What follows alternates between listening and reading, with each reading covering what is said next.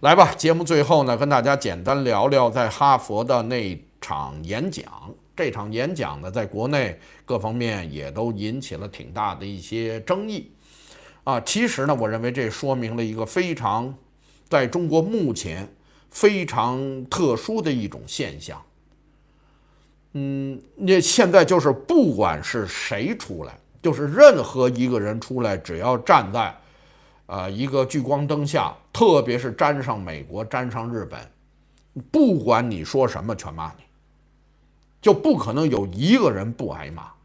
这就说明了整个海内海外啊，在中国国内和海外整个中国人之间，现在人们心中的那种戾气，人们心中的那种疟气啊，看谁都别扭，看什么都不顺眼啊，你就出现了这么一种情况。先说说这个演讲本身。那人们争议最大的，那至于他的装扮、穿着各方面啊，这个就不用说了。我今天看到最厉害的，把他和原来慈禧老太太的一个照片，把两件衣服放一块儿，嚯，他当时穿了一件慈禧的衣服，这有点都没边儿了。这里边最大的争议就是这位蒋雨荣同学在演讲中是不是帮着中共、帮着习近平在宣扬那个人类命运共同体，有没有讲这方面的一些内容？这个是一个非常重要的。你一讲了这个，那你在那儿宣扬习近平的这个习思想的这一个核心呢？习思想对外那就是核心呐，人类命运共同体啊，那你不成大外宣了吗？那在哈佛怎么会上演这么一幕啊？那你这什么情况啊？严格讲呢，我听完了整个断断续续啊，花了2-3天时间我才把它听完。确实是没有提人类命运共同体的这个词，这是没有的。这个短语确实是没有的。但是呢，他还是讲了，他说我们仍然相信一个共同的未来，不要忘记那些被我们贴上敌人标签的人，他们也是人类。这种大爱啊，我们不会通过证明彼此错误从而崛起，我们通过拒绝放弃彼此，而是通过拒绝放弃彼此而共同前行。这里边确实呢，跟习近平那个命运共同体呢，有一点暗合，但是我认为呢，他这些话基本上还是符合普世价值的。你比如我们把谁贴上一个敌人的标签，但他从这种大爱讲，别忘了他们是我们的敌人，但他们同样也是人类呀，他也是我们人类的一部分呐，对不对？我们不能证明彼此他是我的敌人，然后我是他的敌人，我们人类就会变得更美好吗？我们不应该就这么放弃彼此，应该共同前行。这说的是一种虚无缥缈的乌托邦的一种大爱的情怀。在哈佛这个学校要说出这番话来，我一点都不意外啊！象牙塔里的这帮孩子们对人类社会啊，他们有非常那种大爱的憧憬，这个是可以的。但你说他说了什么人类命运共同体，因为这是个政治词汇，我可以负责的讲他没说过。但是他里边说的这些话确实是，你要让人说他是极左，也不是说不行啊。反正呢，为什么非要左才有这个呢？有一些大爱的情怀了，我认为这个还可以了。当然呢，他这个英语啊，和以前的在演讲中，原来 MIT 啊，好多学校都请过华人留学生做演讲。他应该是在我们知道的，像原来有个杨淑萍啊，还有一位叫什么呢？我一时想不起来了。他是英语表现最差的一个了。另外，演讲的内容，应该说呢，太飘了啊，这太虚无缥缈了。我估计这谁给他写的稿？我估计他自己能理解那些东西嘛。就不如呢，说到原来杨淑萍啊，感觉到美国的空气啊都是那么香甜，和昆明相比啊，如何怎样，那更接地气，那个更容易让人有共鸣。所以说这个呢，不应该说是一个成功的演讲了。说到哈佛呢，我确实是有些想法。那你为什么非要找这么一个人来做演讲呢？试想再过2天就是6·4了。那作为哈佛，作为象牙塔里塔尖儿的这么一个高等学府，我没有说让他们非要讲政治，或者是直接触碰中国政治。但是呢，作为像6·4、像刘晓波，作为白纸革命等等，你比如说侵犯人权，或者是怎么样，你不一定非要直接去攻击中国政府。但是呢，我认为，如果能有一个中国的留学生到那儿去，真正是为这个国家、为这个民族好，真正能说出这样的一些东西来的话，我倒认为哈佛是得分的。我认为哈佛会因此而得分。当然，这孩子可能会被国内给骂化了，但是呢，至少还有一半人不骂你。但现在这女孩做完这个，等于海内外一块儿骂，就没有一个不骂她的，大家都觉着不好。所以说这个呢，我也不知道哈佛是不是没有这样的情怀啊？这个呢是绝对。我认为这作为世界学府象牙塔的顶端，难道就没有这种情怀和自觉吗？没有这种态度吗？表明一下类似这样的态度，这是为中国好啊，为中国人好啊。难道这不是我们的普世价值吗？最后虚无缥缈的泡上一个我们要甚至不能拒绝我们的敌人，不要给他们随便贴标签和非洲的弟兄们要如何怎样。在这一个坎大山的这么一个演讲，我不知道为什么这是我对哈佛是有这么一些遗憾了。所以说你现在让人家川普他们这帮行政官员看着你别扭，非要找你的茬儿，自己也有问题了，这自己也是有自己的毛病了。有没有这样的？有。你看 MIT 他那儿有的大的演讲的时候，我印象有一个印度裔的女学生做了一个演讲，猛烈批判了以色列在加沙惨无人道的杀戮行为，引起了震撼。这说的是有点特别这边了，就不是讲情怀了，直接变成批判了。现场很多家长起身离席，严重抗议。最后 MIT 的学校领导最后这位女学生，你选的是精英后边的活动你就别参加了，你就别说了，实在受不了了。是出现了这么一个问题了，所以说就不知道，在哈佛难道讲讲普世价值？我认为这不行吗？当然他说的那也在普世价值的范围之内了，但是太飘了太飘了。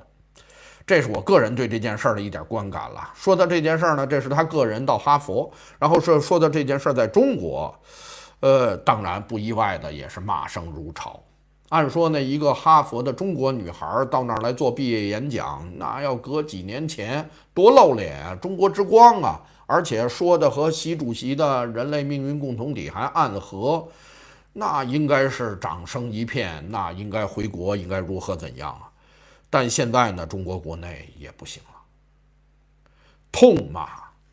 特别是说到前一阵儿什么协和医院什么的等等，看到这帮特权阶层，人家拿走了所有的机会，占据着所有的优势，然后又看到这么一个在那儿虚无缥缈的，在那儿唱高调，在那儿说这些话，结果国内的这些粉红们现在明显的向反贼在快速靠拢，就看不了这个了。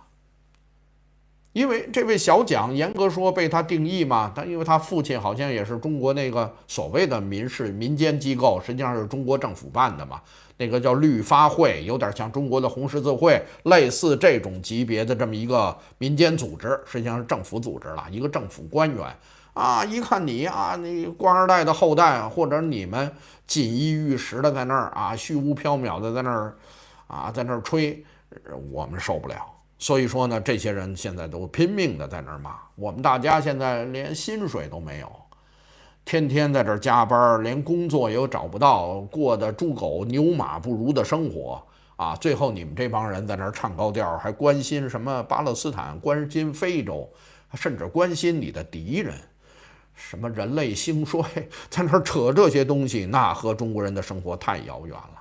这种假大空，这种缥缈的东西是不能接受的。我们还怎么关心非洲那么多非洲黑学生跑到中国大学来，好家伙，在这儿当大爷，学校还安排把中国的女大学生给人家当伴侣，人家在这儿过着那么舒服的生活，那你还让人家怎么着啊？所以说老百姓呢是看着这个是一片痛骂，然后就人肉他爸，人肉他妈是怎么样的。反正你一看呢，你爸挣多少钱啊？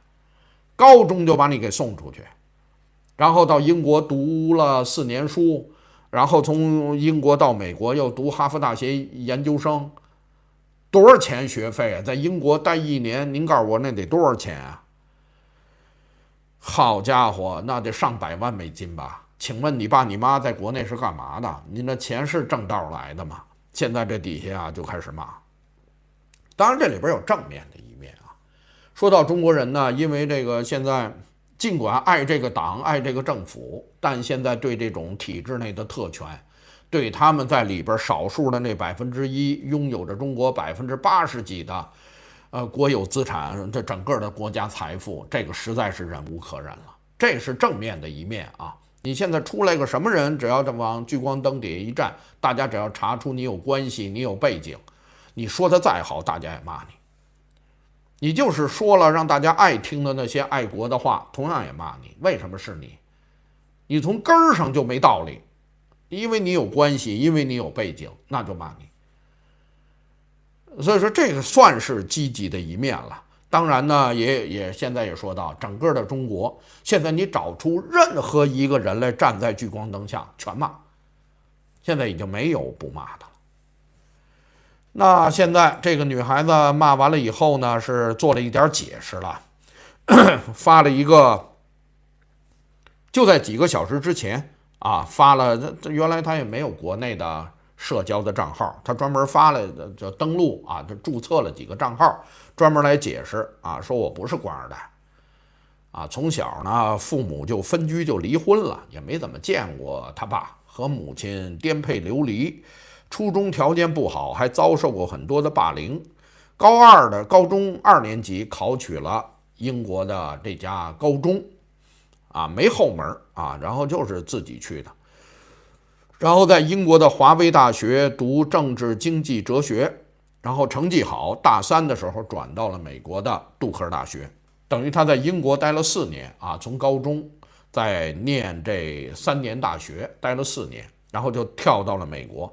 杜克大学毕业之后，然后呢就开始上哈佛的研究生院。他讲呢，推荐信。一个是我的导师，还有什么一块工作的另外一个瑞士的一个小组长给他写的推荐信，说他爸任职的那个绿发会是给了一个推荐信，但他没用啊，这个我们就无从核实了。说我没钱啊，这个家里也不知道，确实可以负担4年的英国学费。他说研究生那个钱是我大学毕业以后啊，他可能工作了一段时间，然后我自己攒的啊，但是说了这么一个了，给自己解释了一下。那这个你解释也没用，4年的英国学费，这是一个遵纪守法的普通官员能够简单负担的吗？那得多少钱啊？一般来说，没个几万英镑，没个7、8万、8、9万英镑，那大概您可能是过不下来啊。在那儿，那合人民币得多少钱啊？那不知道怎么回事啊！你们1年你没有个上百万人民币，在那儿供学生，那不是开玩笑的。所以说这种又是个破碎家庭，我也不知道他怎么解释的。尽管呢他做出了这样的解释，但我认为没用啊，跟中国人现在说这完全都没用。还是那句话，我相信中国人在任何场合做任何事，结局都会和这个蒋小姐是一样。特别是还在美国或者是日本，在中国呢，现在已经不是角度、阶层、立场的问题了。在中国呢，已经不是上层和下层，是左翼和右翼，已经不是这方面的争议了。中国人呢，现在处在这么一种典型的民族心态，谁在上边我骂谁，来发泄对自己现在生活状态的不满。因为我在阴暗的黑影里，你任何人站在光明的那个角度，我都骂你。为什么？为什么我不行？为什么我这么绝望？我这么痛苦？所以说，所有的这一地口水，刚才说到他本人，包括哈佛呀各方面的毛病，咱们先放一边。说到中国啊，各方面粉红们现在有这样的强烈的这种谴责的声浪，我认为深刻的反映了这些人身处的这种环境，并不是冲他这个人，他也没干什么大不了的这看谁现在都骂，看谁现在都骂，因为大家呢普遍处在一种绝望的状态。这是说到国内啊。说到另外的口水呢，海外的这帮人我有点不太明白。海外的这帮人也是不分上下左右，也是群起而攻之来骂。你不是在海外吗？你跟国内的那帮粉红，按说生存环境不是太一样啊。当然呢，这个女孩那个英语啊，那个腔调看起来听起来确实让人不是那么特别舒服了。但是呢，我认为在华人整个海外发生的这些人。还在那个川普的极右的那个浪潮里边，还在那里面对中国人啊，对什么的等等，在海外特别是说左的这些东西，所谓说情怀的这些东西，都嗤之以鼻，还处在这个圈子里边不能自拔。我倒没有讨厌到那么一个程度了，但是呢，好不容易出来这么一个人，结果招来了漫天的口水，大家意外吗？再来一个。一样，我就跟您这么讲吧，这就是我对这件事儿大致的分析了。